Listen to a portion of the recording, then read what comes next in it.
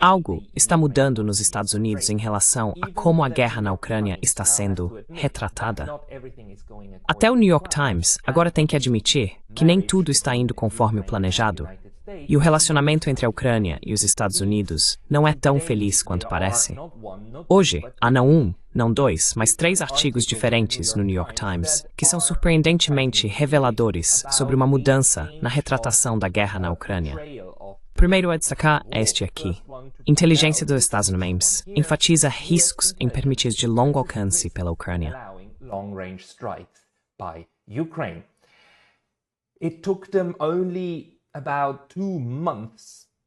Levou apenas cerca de 2 meses para que eles agora apontassem o que todo mundo na comunidade de observadores da guerra na Ucrânia tem dito, especialmente aqueles que não apoiam uma maior escalada e que não gostam da ideia de uma guerra nuclear.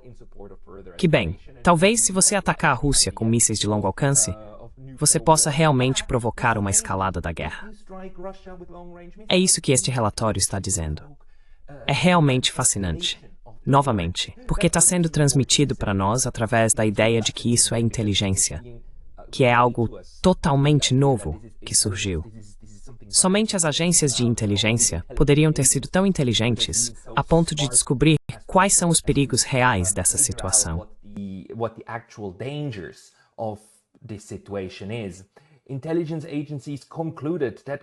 As agências de inteligência concluíram que atender ao pedido da Ucrânia para usar mísseis ocidentais contra alvos no interior da Rússia poderia provocar uma retaliação vigorosa, sem mudar fundamentalmente o curso da guerra. Isso é exatamente o que pessoas como John Mearsheimer e Jeffrey Sachs têm dito, assim como pessoas como Alexander Mercouris e Alexander Christoforou. Todos que entendem algo sobre como esta guerra está se desenrolando têm dito que, mesmo que você forneça esses mísseis de longo alcance, eles não farão uma diferença fundamental no campo de batalha. Porque o problema da Ucrânia não são os mísseis de longo alcance. É a falta de pessoas.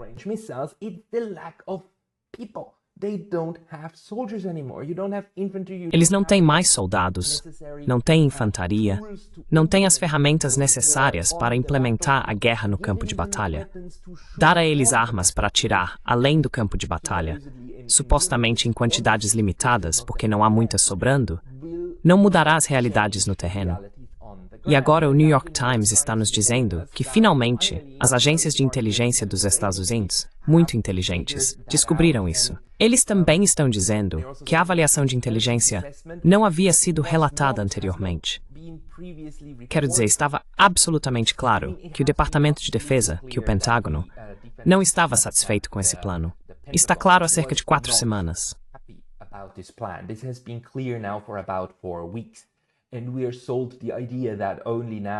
E nos vendem a ideia de que só agora a inteligência surgiu para apontar esse fato. Aparentemente, nas palavras do New York Times, o relatório também minimiza o efeito que os mísseis de longo alcance terão no curso do conflito. Acho interessante que eles estejam usando a expressão minimiza, não relata, não afirma, não diz que, não avalia que, mas minimiza. Então, parece que as pessoas que escrevem para o New York Times ainda têm um pouco de esperança dentro delas de que talvez as coisas vão mudar e vamos conseguir ataques de mísseis de longo alcance bem no coração da Rússia, o que essas pessoas desejam tanto. Mas parece que a realidade também está se infiltrando nas mesas dos jornalistas do New York Times.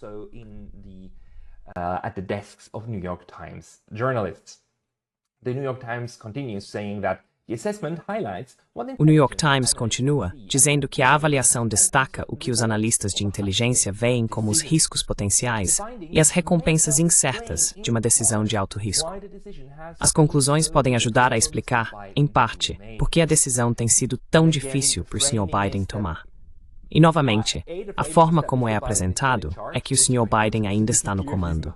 O que agora está absolutamente claro que ele não está. Quero dizer, é tão fofo pensar que este velho que não pode mais concorrer a um cargo, que é muito velho para concorrer a um cargo, ainda pode tomar essas decisões.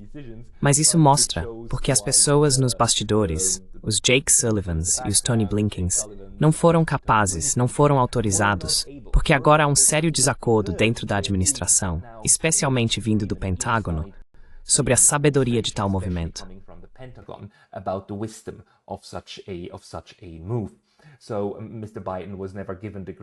Então, o Sr. Biden nunca recebeu o sinal verde, ou nunca teve sua mão guiada para aprovar esses ataques de longo alcance.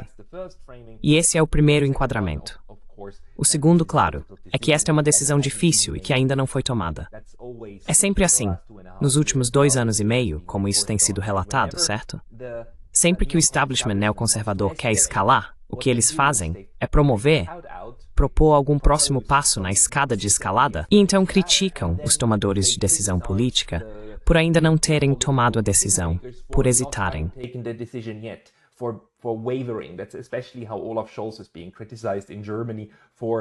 É assim que Olaf Scholz está sendo criticado na Alemanha. Não apenas por não ser decisivo, mas por não tomar uma decisão. Sempre que a decisão é de não fazer algo nesses meios e nos círculos neoconservadores, é retratada como ainda não. Mas, novamente, acho que isso agora é basicamente a prova ou a indicação de que a luta pelo poder para esses ataques de mísseis de longo alcance na Rússia está, pela primeira vez, sendo perdida. Porque agora parece que temos muitos desses relatos dizendo que a administração está realmente preocupada. O relatório diz que os críticos de Mr. Biden e seus assessores afirmam que eles foram facilmente intimidados pela retórica de Mr. Putin.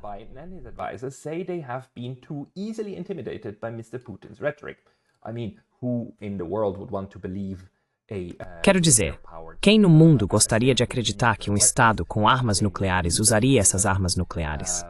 Tudo isso é, claro, apenas uma demonstração de força, o que obviamente não é. É brincar com fogo. E é absolutamente claro que se você atirar na Rússia pré-2014, com equipamento da OTAN, usando pessoas da OTAN e satélites da OTAN, então a Rússia provavelmente tentaria fazer algo contra a OTAN, certo? O relatório também elogia os líderes britânicos por serem mais decisivos. E sabemos que eles estiveram nos LOAN na semana passada e queriam pressionar Biden a dar seu aval. Mas aparentemente, a Casa Branca ainda disse não.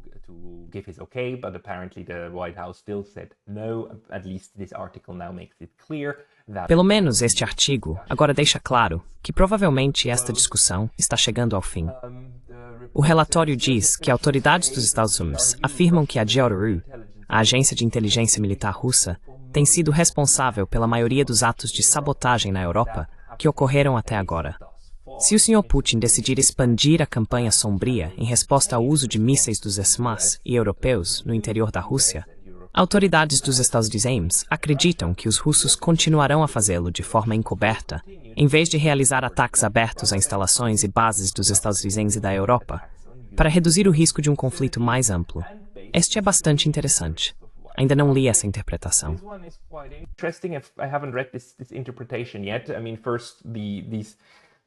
Quero dizer, primeiro, essas alegações absurdas de que a Rússia está fazendo esses ataques encobertos na Europa e nos Azubis, enquanto sabemos agora que Israel, claro, acabou de explodir todas essas páginas e faz ataques abertos.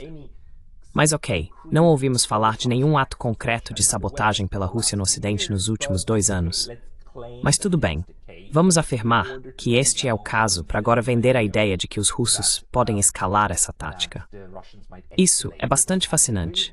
Não sei por que o New York Times não aprofunda a questão da ameaça nuclear, mas aparentemente há pessoas que pensam nos Estados Unidos, e talvez haja algo nisso, que atacar a Rússia levaria a uma retaliação assimétrica, e que eles estão realmente com medo dessa retaliação assimétrica, que tem medo do que a Rússia poderia fazer em domínios que não sejam ataques cinéticos diretos, pelo menos não ataques cinéticos abertos e evidentes.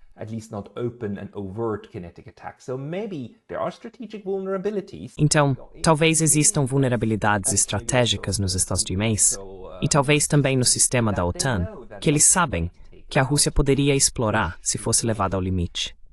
Isso seria ainda mais interessante. Não tenho ideia de qual poderia ser essa infraestrutura, ou quais poderiam ser as táticas de busca e relatório. Houve conversas sobre a possibilidade de a Rússia tentar atacar alguns navios britânicos no Oriente Médio, porque eles são basicamente alvos fáceis se mísseis Storm Shadow estiverem sendo usados. Mas me parece que isso indica que os estadunidenses também estão preocupados com questões que ainda não discutimos. que estão abaixo do limiar de um ataque nuclear, mas que podem ser prejudiciais e algo que eles sabem, que os russos sabem.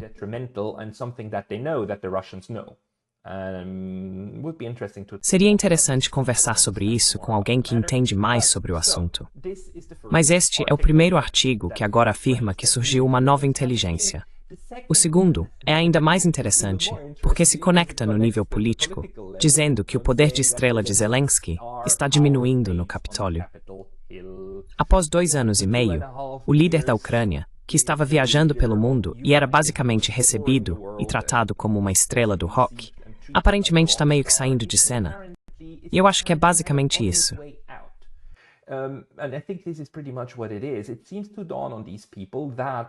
Parece que essas pessoas estão começando a perceber que seu astro do rock, seu novo Churchill e seu herói desta guerra por procuração não vão conseguir. Ele não vai vencer. E se ele não pode vencer, então você não pode estar tão associado a ele. Mas você não pode simplesmente descartá-lo de um dia para o outro. Isso pareceria ruim, certo? Então é um desaparecimento lento.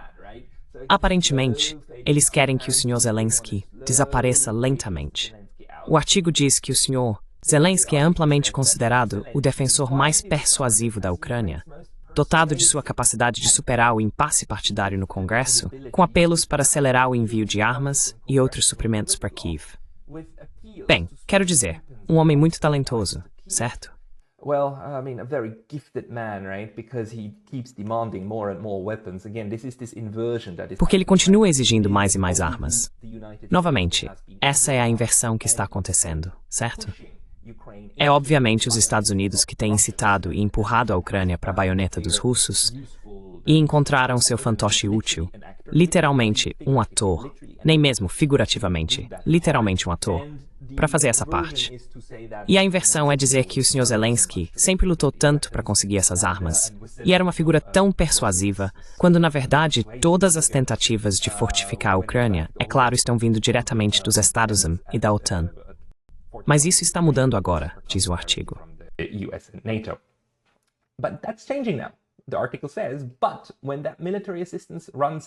Mas quando essa assistência militar acabar, o destino da Ucrânia dependerá novamente, em grande parte, da disposição do Congresso de continuar reabastecendo o caixa de guerra do Sr. Zelensky. Então, quero dizer, depois de ter recebido recentemente mais 8 bilhões de dólares em promessas dos Estados Unidos, está se tornando claro que isso simplesmente não faz mais diferença. E a União Europeia também quer adicionar mais dinheiro ao caixa de guerra. Mas está ficando claro para essas pessoas que isso não vai funcionar. Novamente, o problema não é o equipamento, embora isso também não esteja indo bem. O problema são as pessoas. O problema é que a única coisa que pode mudar o potencial da Ucrânia são as botas da OTAN no terreno. Essa é a única coisa neste momento que poderia salvar esse desenvolvimento.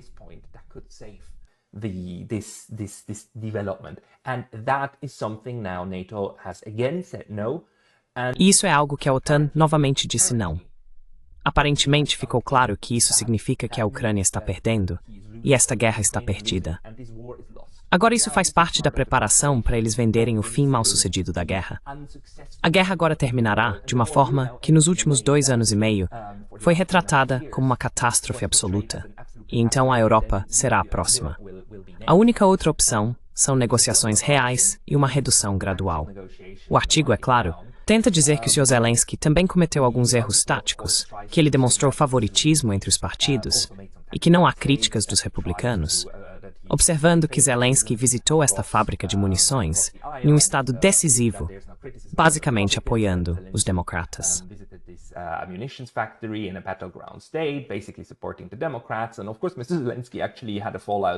E claro, o Sr. Zelensky realmente teve um desentendimento com Trump, e J.D. Vance criticou abertamente ambos. E os republicanos, compreensivelmente, não gostam muito disso. Isso agora está aumentando a dor de cabeça e o giro político que o New York Times tem que nos dar sobre o que vai acontecer a seguir. Eles estão terminando com algo ligeiramente, delirantemente positivo. Quando perguntado por repórteres se ele, Sr. Zelensky, poderia acabar com a guerra com a Rússia, o Sr. Zelensky respondeu afirmativamente: "Claro, temos que fazer isso." Bem, isso é uma coisa com a qual eu posso concordar, que esta guerra absolutamente precisa acabar e que o Sr. Zelensky tem a possibilidade, se ele remover este decreto que o proíbe de negociar com Vladimir Putin, de realmente sentar-se à mesa.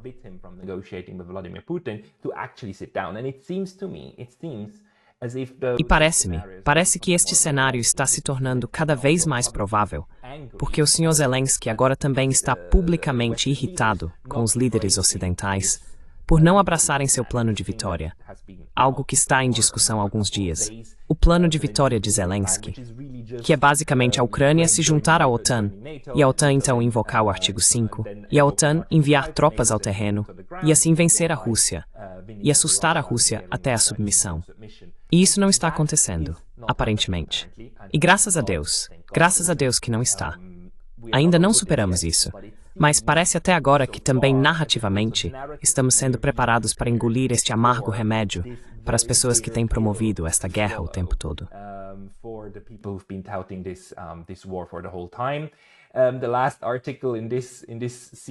O último artigo desta série está basicamente indo exatamente na mesma direção.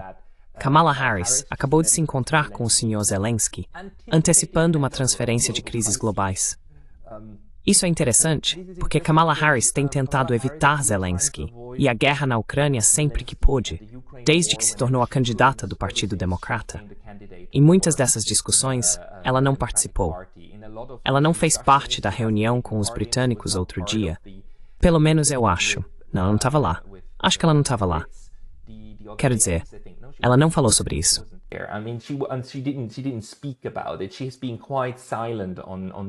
Ela tem se mantido bastante silenciosa sobre a Ucrânia, tanto quanto possível. O que faz sentido se você quer se distanciar dos erros da administração anterior, da qual você é parte integrante como vice-presidente. Mas, ok, essa era a estratégia.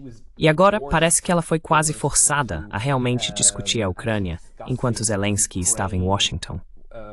Dá para ler nas entrelinhas que isso não é algo que a deixa muito feliz, porque ela está apenas reutilizando essas frases prontas e, no estilo típico de Kamala Harris, as torna ainda piores. Ela disse que garantiria que a Ucrânia prevalecesse na guerra, acrescentando que o presidente Vladimir Putin, da Rússia, poderia acabar com a guerra amanhã.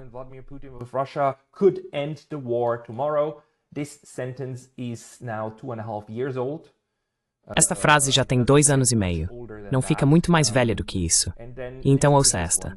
Este é um discurso fantástico de Kamala Harris. A história é tão clara em nos lembrar, disse a Sr. Harris. Os Estados Unidos não podem e não devem se isolar do resto do mundo. Isolamento não é isolamento.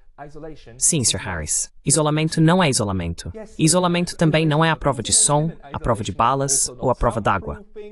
Quantas frases tolas alguém pode criar? Você wonder se, isso é bem triste. Quero dizer, a ideia de que não...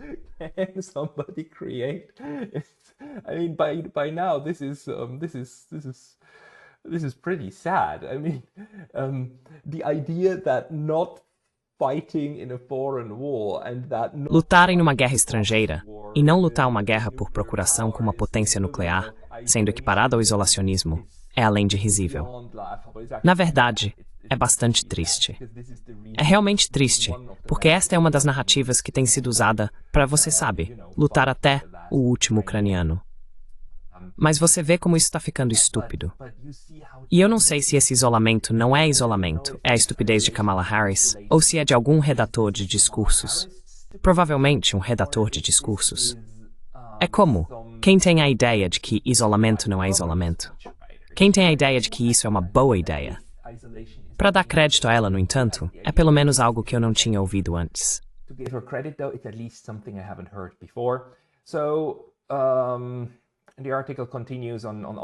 Então o artigo continua sobre outros assuntos. Mas basicamente são esses 3 artigos que me dizem que estamos nos aproximando de uma nova fase desta guerra. Agora está claro, e está politicamente claro, e está agora politicamente se consolidando e afundando que a guerra não pode ser vencida da maneira que o Ocidente coletivo antecipou. E que agora deve haver uma mudança.